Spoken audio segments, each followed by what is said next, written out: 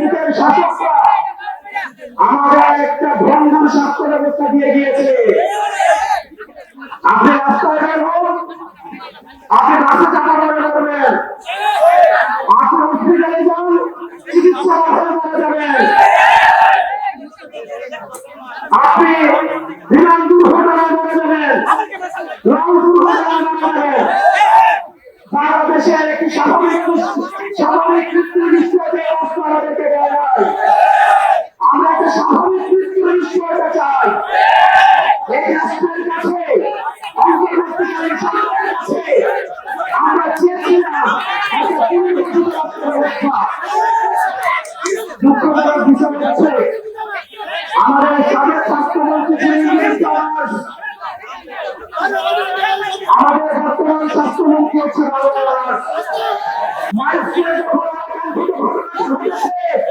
আমরা ভেবেছিলাম প্রতিবাদের পতন হয়েছে, কিন্তু আমরা দেখতে পেলাম মাইস্কুলের ঘটনাকে পুঁজি করে আমার অনির্দিষ্ট পরিবর্তিত হচ্ছে।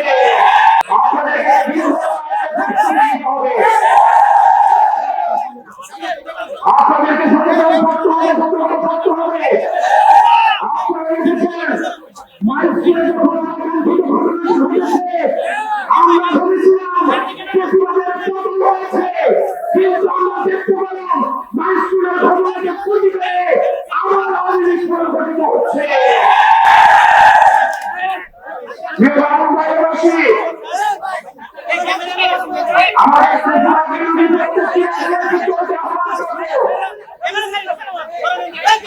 বাংলাদেশের স্বার্থে, আপনার রাজনীতির স্বার্থে, বাংলাদেশের স্বার্থে রাজনৈতিক দলকে ঐক্যবদ্ধভাবে একই সাথে সাথে একই গণতান্ত্রিক উত্তরণের জন্য আমরা যে সংস্কার প্রস্তাব দিয়েছি, এই সংস্কার প্রস্তাবে ৮০ বাস্তবায়নের মধ্য দিয়ে একটি গ্রহণযোগ্য নির্বাচনে যেতে হবে। যেটির পূর্বে বিশ্বমান বিচার এবং সংস্কার নিশ্চিত করতে হবে। আমাদের অপরাধে অবশ্যই বিহার নিশ্চিত করতে হবে।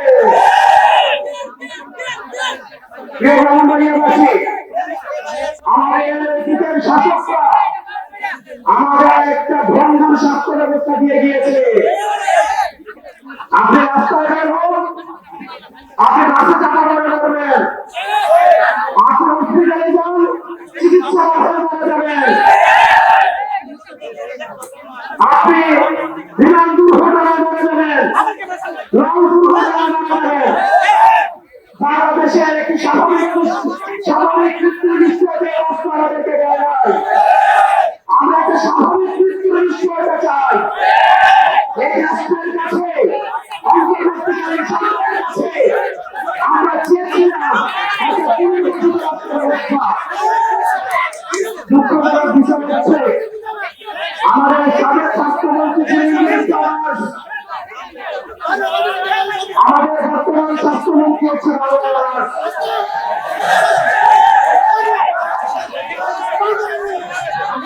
অন্তর্বর্তীকালীন স্বাস্থ্য ব্যবস্থা কোনো জায়গায় ছিল না। যারা যোগ্য মানুষ ছিল তাদেরকে সরকারি বসিয়ে বাংলাদেশের মানুষকে দেখিয়ে দেওয়া উচিত ছিল স্বাস্থ্য ব্যবস্থা কেমন হওয়া উচিত। অত্যন্ত পরিচয়ের বিষয় আমরা দেখেছি একটা ভঙ্গুর স্বাস্থ্য ব্যবস্থা, একটা অযোগ্য স্বাস্থ্য ব্যবস্থা দিয়ে এই স্বাস্থ্য ব্যবস্থা পরিচালনা করতে হবে। বাংলাদেশের কোন ডাক্তার ছিল না, অযোগ্যতা অবহেলা না, একটা ক্লাসিক ইসলাম পরিত্যাগ করে দিয়েও দেওয়া হয়েছে স্বাস্থ্য প্রতিষ্ঠার মধ্য দিয়ে। আমরা একটা ভালো শিক্ষা খাত চেয়েছিলাম, একটা ভালো নির্বাচন ব্যবস্থা চেয়েছিলাম, আমরা একটা রাষ্ট্র ব্যবস্থা চেয়েছিলাম। গ্রামবাসী আমরা কথা দিচ্ছি, আমরা যদি ঐক্যবদ্ধ থাকি তাহলে আমরা ইতিহাস করব।